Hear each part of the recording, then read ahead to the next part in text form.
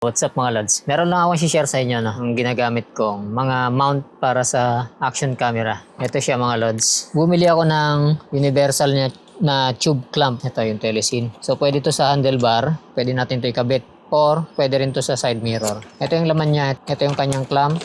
Tapos, ito yung pinaka-dugtungan niya. Ito yung kakapit sa ball joint. Tapos may dalawang klase siyang kabitan ng camera. Pwede to sa 360 camera, kahit anong brand, basta meron siyang ganito, yung lagayan. Pwede sa GoPro, or kahit na anong action camera, pwede siya. Tapos, syempre meron siyang thumb screw. Basic lang pero napaka-useful niya mga lods. Dalawang klase yung clamp niya. Pwede sa malaki, halimbawa handlebar. Tapos pwede sa side mirror. Ayan, yung stem ng side mirror, pwede yan kasi maliit yung butas na ito. Ayun, so ito namang isa, actually dalawa yung kinuha ko. Ano to mga lods? Magnetic pendant ng Telesin. Yan, bali ganito yung laman yan. So ito mismo yung pendant, tapos magnetic yan mga lods. Ikukwintas mo lang to, tapos meron siyang dalawang magnetic yan eh. Yan o. Yan, dito may lalagay yung camera. Meron din siyang thumb screw. Tapos maglagay tayo ng magnetic na quick release ng pang Ace Pro 2. Yan, lagay natin. Yan, pwede ka nang mag-shoot. Kahit nakamotor ka or naglalakad ka, nag-hiking, kahit saan, napaka-useful ng pendant na to mga lods. Magnetic pendant. Dalawa yung kanyang magnetic. So meron pang isa ito. Pwede din i-connect yan. Dalawa yung magnetic niya. May kasama pang to. Ito, pwedeng idikit to eh. Ayan, meron siyang pandikit para maging permanent sa isang lugar. Halimbawa, sa harap ng kotse, pwede basta flat surface lang siya. Meron din siyang support. Ayan, pwede mong ilagay dyan para mag-lock yung natin. Hindi siya malaglag kumbaga. Kung halimbawa nakasabit to sa leg mo, halimbawa lang malaglag, may nakasabit pa rin yan. So, hindi siya malalaglag ng totally. Pwede rin tong idikit sa kahit na anong metal parts. Ito, isang halimbawa lang metal parts. Ayan, dito sa aking PC, ano, kahit nasaan ka, basta may metal parts, pwede mong idikit yan habang nakatutok sa inyo yung camera. Ayan, so iti-testing natin to. Papakita ko sa inyo kung paano yung kuha ng dalawang mounting na to. Hi vlog! So, ito yung testing ng aking setup na ganito mga lods. Nandito sa chest mount yung isa, tapos yung isa nandito sa harap. Ito, gamit natin yung Telesin na handlebar clamp at saka yung magnetic na necklace. Testing natin. Ganito yung kanyang field of view. Pupunta kami ngayon ng SM. Sama ko si Mrs. kasi nasira yung salamin niya. Papagawan namin ng bago. Kasi ang hirap ng walang salamin.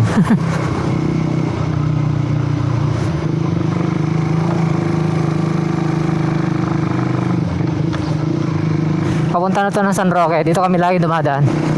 Yan, so ganito yung itsura. Maganda rin siyang pang vlogging tong ganito, motovlog, kasi nasa chest mount mo nga siya. Parang sumasag yung mic ko sa bibig ko. Tutok na tutok mga lods. Naka pipe tayo pero hindi maingay kung maririnig ninyo. Kasi grabe yung silencer na ito. Sakal. Naka 25mm, samantalang yung aking Replica Pro ay 30mm. Ito 25mm lang, napakaliit. Sakal. So nakataon na yung ECU ko sa 30mm na tip. Tapos biglang ganito. Dito pa talaga ako nag-vlog. Akala ko maluwag. Akala ko lang pala. Kasya si ate. Kakasya tayo dyan. Ang traffic pala dito. Ano ba yan? Bakit dyan pa ako nag-start ng vlog ko? Ano meron? Why so traffic? Ay, sarado! My goodness. Mabalik tayo. Marcos Highway sa kabila. Saan kaya tayo? Magano na lang tayo? Riverbanks na lang tayo. Ay, hindi pwede Dito tayo. Mali yata to. Nagkanda, ligaw-ligaw na tayo. Leche. Doon din, iikot na naman tayo. One way lang ba dito? One way. Ito? Okay, dito, one way Dapat pala dumiretso ka pa doon para doon tayo pumasok. Di ba may diretso pa doon? Baka ulit tayo niya. Hindi. SM Marikina po. Dito. Thank you po. Road close. Dali pa tayo dun Akala ko may buli. Akala ko rin LTO checkpoint Saan nalabas na ito? Hindi ko alam. Sumunod na lang tayo sa kanila. Dahil tayo dyan. Magpakita pa tayo? Hindi, dito lang sa ilog to Ayun ang ilog. Nakakita nyo na yung POV ko Niligaw pa kami. Okay, dito tayo pala Alam mo na to? Oo. Ayun na, papuntang SM Marikina na to. Nililiko tayo doon Kaya nga, ito na nga yung papuntang SM Marikina. Okay, yes. Yeah. Nililiko tayo kanina pa. Kaya nga Akala ko pwede hanggang dun sa diretso. Kasi ang akala ko sabi niya doon pa sa dulo. Oo. napahaba tuloy yung testing natin, no? May ganun pa. Ay, ganun pa. Ito kasi yung ano talaga namin, typical na daanan papuntang SM Marikina. Itong diretso na to.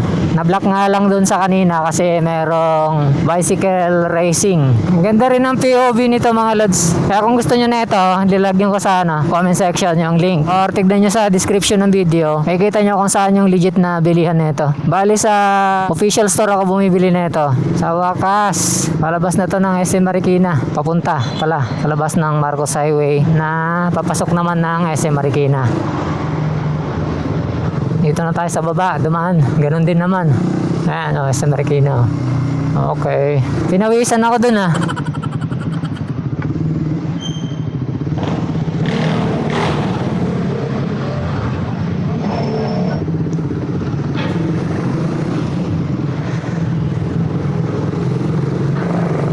O yan, sinare ko lang kung ano yung POV.